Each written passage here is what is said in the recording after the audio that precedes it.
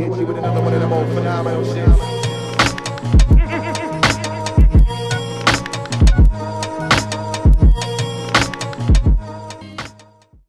Hello everyone, welcome back to Undrlvld. My name is Chris. I appreciate you all being here and for the continued support. Just want to quickly remind all of you that our 4th giveaway for the 500 subscriber giveaway is going on right now.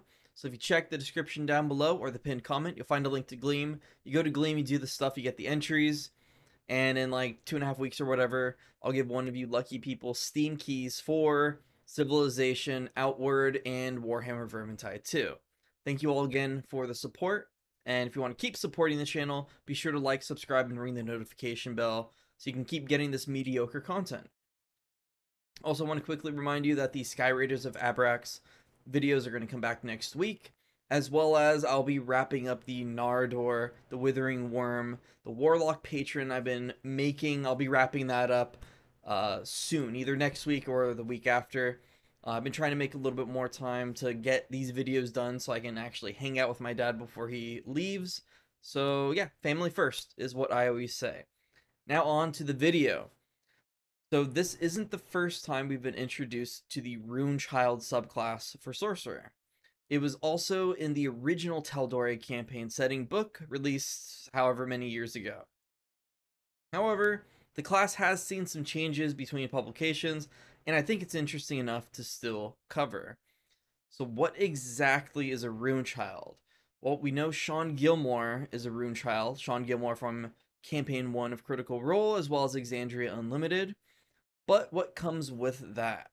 All sorcerers possess an innate talent to wield magic. Some might say it's in their blood. Get it? Get it? Blood? Anyway. A Rune Child's body becomes a conduit for this power, which is collected and stored in runes that can form on any part of their body. All sorts of people would try to study or even enslave a Rune Child, all in an effort to learn and or harness their power. At first level, you get essence runes. Similar to sorcery points, you gain 1 essence rune and gain additional runes every time you level up. At the end of your turn, when you spend 1 or more sorcery points, an essence rune equaling to how many sorcery points you spent becomes charged. You can also use bonus action to convert sorcery points into 2 charged runes. If you have 5 or more charged runes, you emit a bright light in a 5-foot radius and dim light for an additional 5 feet. Obviously, whenever you use a charged rune, it becomes inert, and any unspent charged runes go inert upon a long rest. I think that's really cool. I have yet to play a sorcerer yet, but like I like the idea of sorcery points, and I like how like these runes synergize with them. Now, like many of the newer sorcerer subclasses, at first level you get extra spells. First level you get Longstrider and protection from evil and good. 3rd level you get lesser restoration and protection from poison. 5th level you get Glyph of Warding and Magic Circle. 7th level you get Death Ward and Freedom of Movement. 9th level you get Greater Restoration and Telekinesis. I don't know what level you get like protection from. I think protection from energy is a thing in this game, unless I'm mistaken.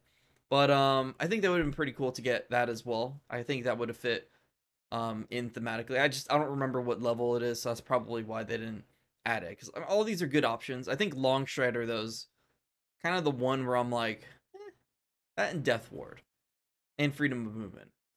I don't know. Kind of like, does that fit?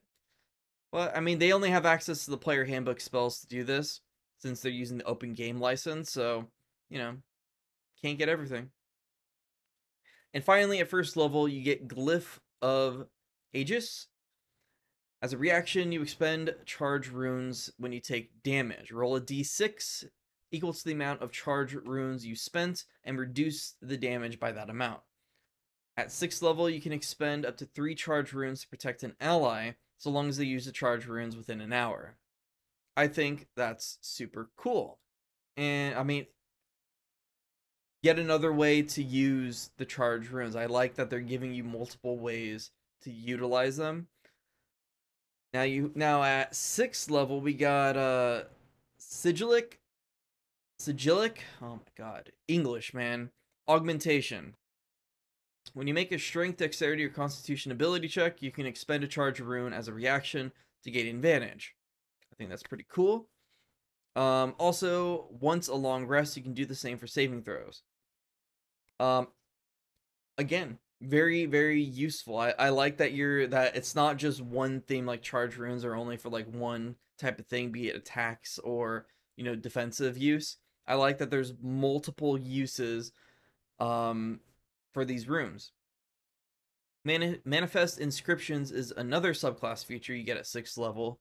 Expend one charge rune to reveal any hidden or invisible arcane traps, marks, runes, wards, sensors, or glyphs within 60 feet for a minute. You also have advantage on intelligence checks related to what you discover. Runic Torrent at level 14. Once a short or long rest, you expend 2 charge runes to change the damage type of a spell to force damage. Also, anyone hit or in the radius of the spell must make a strength saving throw or be knocked prone or pushed up to 15 feet. I'm assuming you choose because it didn't say, didn't say anything else. Now, we got Arcane Exemplar. As you guys have noticed, I'm like kind of trying to go off of a script too. I haven't really tried doing that, so might slip up every now and then. Arcane Exemplar is the final subclass feature for the Rune Child. You use a bonus action, you basically go Super Saiyan for a little bit. You get a flying speed of 60 feet. Creatures have disadvantage on saving throws against your sorcerer spells. You get resistance to damage dealt by spells, and when you cast a spell at 1st level or higher, you regain hit points equal to the spell's level. Now, this will last until the end of your turn, but at the end of your turn, you can expend a rune and have it last for another turn. But when the exemplar form does eventually end, you're stunned until the end of your next turn. So there is a bit of a drawback. Personally, I would have made it to where when it ends, for the amount of turns you kept it going, you're stunned for that long. Because, like, it seems like this is an ability that exhausts you. So if you keep it going, you should be more exhausted. That makes a little bit more sense to me. And it can only be used once a long rest. Now, maybe I'm just a greedy man, but like the Hemocraft subclasses, I really wish we would have gotten some spells that dealt with charged runes. I feel like the Runechild Sorcerer is unique enough to warrant some spells that require runes. Or maybe even some feats that use charged runes like the Hemocraft one in the book. Now, I know the book has a ton of information in it. Some things are going to have to be cut, but I hope in the next supplement of theirs they provide some stuff for Runechild Sorcerers and Hemocraft stuff. As for the subclass itself, I think it's great. I've yet to play a sorcerer, but I've always found the concept of sorcery points to be fascinating.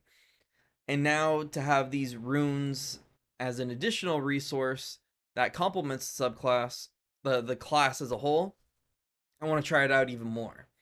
Again, I think my main issue is you have things like Runechild Sorcerer and Hemocraft subclasses that are supposed to be super rare, super special, super unique, but then we don't really get anything else in terms of spells, items, or feats that really show how unique or special they are.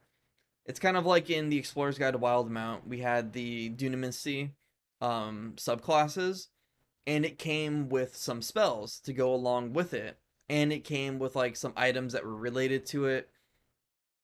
But with these, we didn't really get anything to go along with them.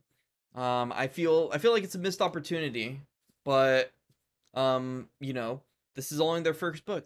I'm hoping that they do more stuff, and I'm excited to see what else they do, and hopefully we'll get more support for Runechild and Hemocraft stuff in the future.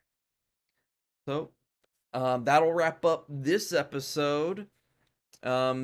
Again, if you want to see more Tal'Dorei Reborn content, if you want to see anything specific, let me know in the comments down below, and I'll see what I can do to get it done.